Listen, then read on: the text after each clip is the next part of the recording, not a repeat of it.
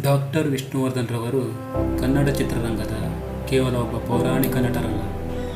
ಅವರು ಸವಾಲುಗಳ ಸಮರ್ಪಣೆ ಮತ್ತು ಉತ್ಸಾಹದಿಂದ ತುಂಬಿದ ಸ್ಫೂರ್ತಿದಾಯಕ ಜೀವನವನ್ನು ನಡೆಸಿದ ವ್ಯಕ್ತಿ.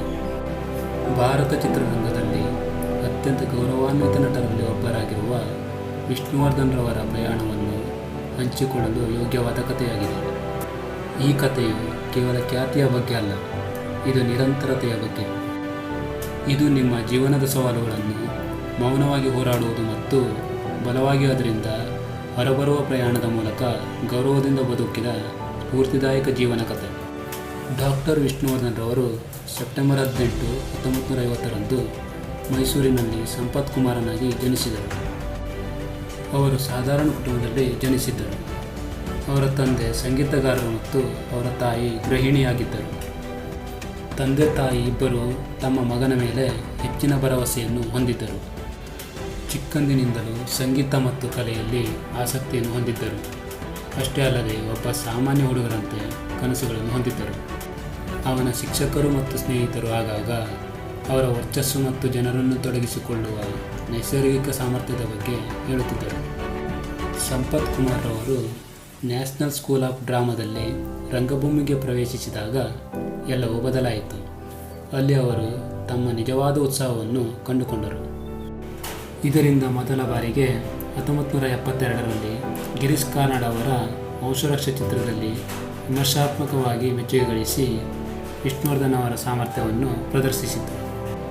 ಇದು ಕಮರ್ಷಿಯಲ್ ಹಿಟ್ ಆಗದಿದ್ದರೂ ವಿಷ್ಣುವರ್ಧನ್ ಅವರಿಗೆ ಪೂರ್ಣಾವಧಿಯ ನಟನಾಗಿ ಮುಂದುವರಿಯಲು ಬೇಕಾದ ಆತ್ಮವಿಶ್ವಾಸವನ್ನು ನೀಡಿತು.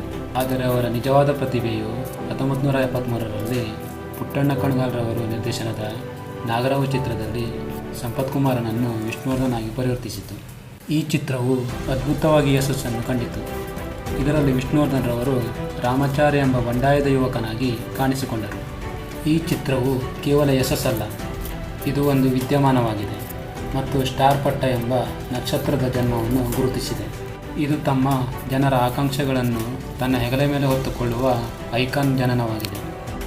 ಆದರೆ ಪ್ರತಿಯೊಬ್ಬ ನಾಯಕನ ಪ್ರಯಾಣದಂತೆ ವಿಷ್ಣುವರ್ಧನ್ ಅವರ ಜೀವನವು ಹೋರಾಟದಿಂದಲೇ ಕೂಡಿತ್ತು.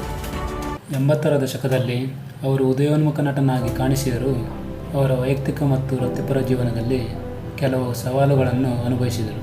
ವೈಯಕ್ತಿಕವಾಗಿ ನಷ್ಟ ಮತ್ತು ಅವಮಾನದ ಕ್ಷಣಗಳನ್ನು ಎದುರಿಸಿದರು. ಕೆಲವು ಏರಿಳಿತಗಳ ನಡುವೆಯೂ ವಿಷ್ಣುವರ್ಧನ್ ರವರು ತಮ್ಮ ಅಭಿನಯದ ಮೇಲೆ ಪ್ರತಿಕೂಲ ಪರಿಣಾಮ ಬೀರಲು ಬಿಡಲಿಲ್ಲ. ಅವರು ಎಂದಿಗಿಂತಲೂ ಹೆಚ್ಚು ಶ್ರಮಿಸಿ ಮರೆಯಲಾಗದ ಪ್ರದರ್ಶನ ನೀಡುವುದನ್ನು ಮುಂದುವರಿಸಿದರು. ಆ್ಯಕ್ಷನ್ ಚಿತ್ರಗಳಾಗಲಿ, ತೀವ್ರವಾದ ಪಾತ್ರಗಳಾಗಲಿ ಮತ್ತು ಕೌಟುಂಬಿಕವಾಗಿ ಮೃದು ಹೃದಯದ ಪಾತ್ರಗಳಲ್ಲಿಯೂ ಕೂಡ ವಿಷ್ಣುವರ್ಧನ್ ರವರು ಬಹುಮುಖ ನಟನಾಗಿ ಬೆಳೆದರು.